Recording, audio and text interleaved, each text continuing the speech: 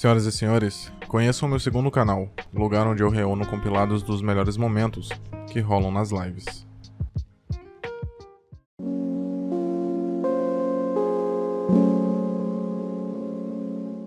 Diferente das aventuras de Shark Boy Lava Girl, que, como eu mencionei no vídeo sobre esse filme, foi uma obra que, mesmo após ter passado pela fase da infância, continuou não necessariamente boa, mas não tornou-se uma experiência decepcionante ou frustrante depois que eu fui revisitar. Obviamente tem muito dessa nostalgia, dessa memória afetiva, que ajuda muito o filme permanecer numa zona confortável. Claro que se a gente for apelar para o senso crítico, tem muitas coisas ou até defeitos mesmos que acabam ficando evidentes. Mas como eu fiz questão de deixar bem claro no vídeo sobre Shark Boy Lava Girl, este é um filme direcionado para um público infantil, para um público muito menos criterioso. E o motivo de eu estar comparando diretamente Pequenos Espiões com As Aventuras de Shark Boy Lava Girl é porque o diretor de ambas as obras é o mesmo, Robert Rodrigues. Desse modo, cabe observar que o diretor ele tem uma certa sensibilidade para obras infantis. Ele é um sujeito que, como a gente pode ver em seus filmes direcionados para esse público, consegue talvez até recuperar seu lado mais criança e transmitir isso de uma forma que as outras crianças que vão assistir a sua obra conseguem não só se identificar, mas até se divertir mesmo com o que está passando em tela. Isso é um mérito a ser exaltado porque é muito difícil um adulto, um sujeito que já passou por diversas experiências, tem seus problemas e dificuldades além de responsabilidades, conseguir transmitir sensações, perspectivas, noções que uma criança consegue entender e até mesmo se identificar.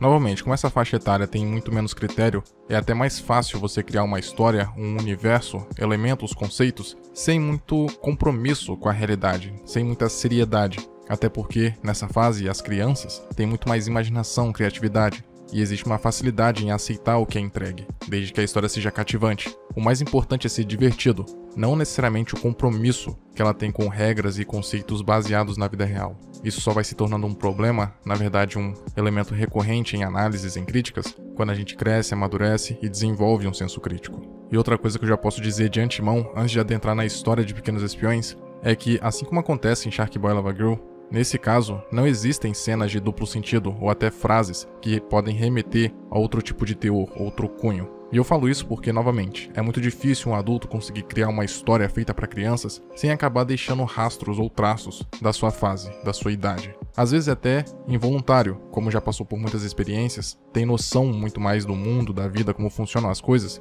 Os autores, roteiristas, até diretores podem acabar impregnando em suas histórias com um cunho infantil, teor violento e até sexual. É bem comum isso. Claro que em muitos casos, acaba que é o próprio espectador que quer ou acaba involuntariamente enxergando demais. Existem elementos que para uma criança passam extremamente batidos e só depois que crescem eles percebem que tinha algo ali ou que na verdade por terem crescido e por terem passado por situações que de alguma forma se interligam ou correlacionam com o que está sendo visto, acabam interpretando de outra forma. Mais especificadamente em As Aventuras de Shark Boy Lava Girl e em Pequenos Espiões, é notável que existe essa preocupação de não transmitir um duplo sentido, de não levar o espectador, prioritariamente uma criança, a má interpretação. Até porque já é difícil esse público-alvo entender de uma outra forma o que está sendo explícito literalmente. Justamente por causa daquilo que eu já mencionei no início, a falta de critério, uma visão mais objetiva, até involuntariamente mesmo, falta de experiência, falta de bagagem, impede que as crianças consigam enxergar uma obra de uma forma mais específica, enxergando significados, simbolismos e mensagens ocultas.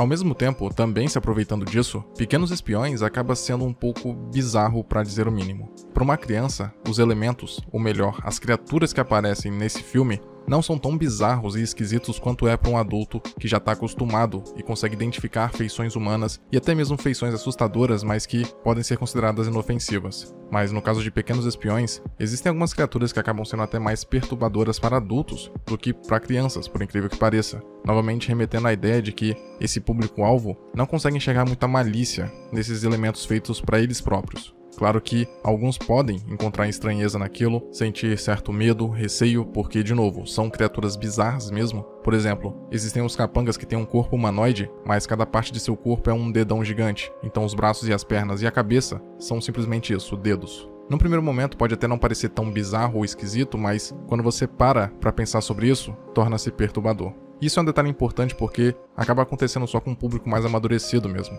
As crianças, quando olham pra esse bicho esquisito, não ficam pensando sobre ele, não ficam questionando qualquer coisa sobre a sua natureza. Querendo ou não, isso acaba acontecendo com um público adulto, até de forma involuntária. a gente, sem querer, acaba questionando e pensando muito sobre aquilo, quando na verdade a gente só tem que aceitar. E a única coisa que devemos entender é que tudo aquilo é feito por um público que não vai achar tanta estranheza naquilo, que vai olhar para o formato dessas criaturas diferentes e não vai achar necessariamente esquisito ou estranho, mas vai ficar fascinado.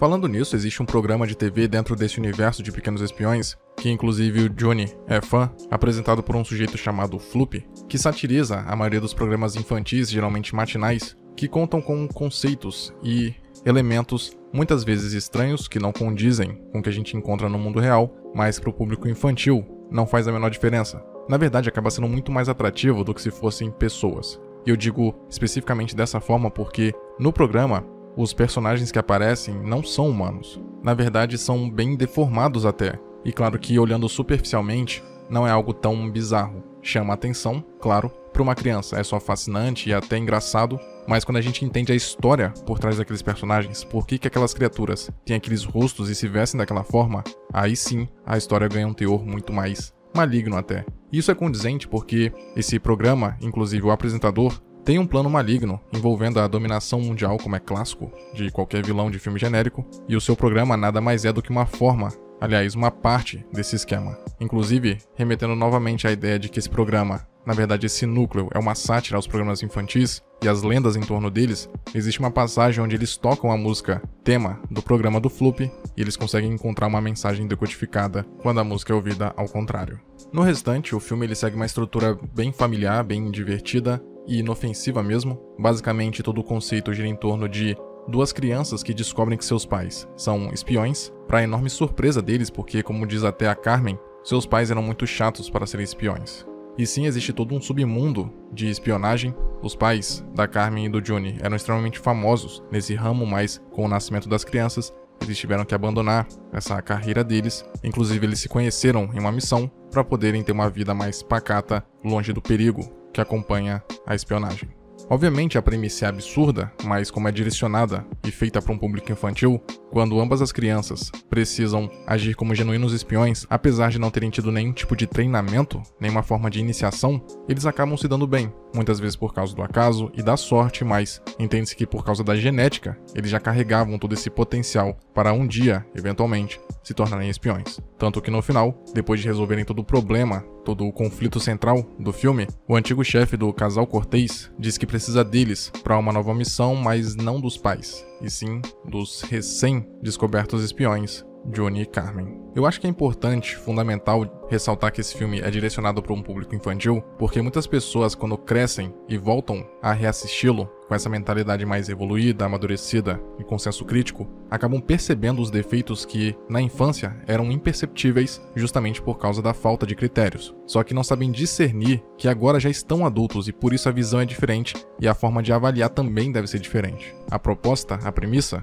não foi feita para agradar, para ser verossímil a um público adulto. Ela funciona muito bem para o público que foi destinada. Então é comum que a cada ano que passe, existam mais pessoas que julguem Pequenos Espiões como se fosse uma obra terrível, tenebrosa, principalmente por causa dos efeitos especiais extremamente datados, e devido a toda a caracterização também da ambientação, dos personagens, de elementos de tecnologia que aparecem durante a exibição, serem galhofas e propositalmente mal explicadas, ou convenientemente explicadas, porque não é preciso, não é necessário ser tão levado a sério. Não existe um comprometimento com a realidade de propósito, porque precisa ser uma história palatável a um público infantil. As crianças precisam olhar para Pequenos Espiões e conseguir entender o mínimo, o básico do básico.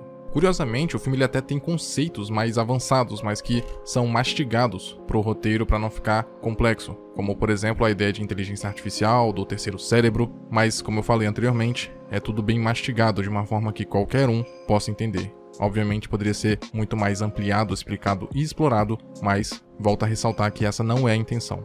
A proposta é ser simples, bobo, de certa forma, e mais do que isso, divertido.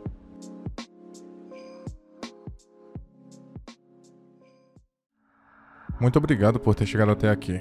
Imagino que, de algum modo, esse vídeo tenha sido interessante para você, e por isso peço que o curta e o compartilhe para ajudar a divulgar o conteúdo do canal. Se quiser ajudar e puder, claro, torne-se membro e confira os benefícios de cada nível de assinatura. Na tela, tem mais vídeos que talvez possam te interessar. Até a próxima.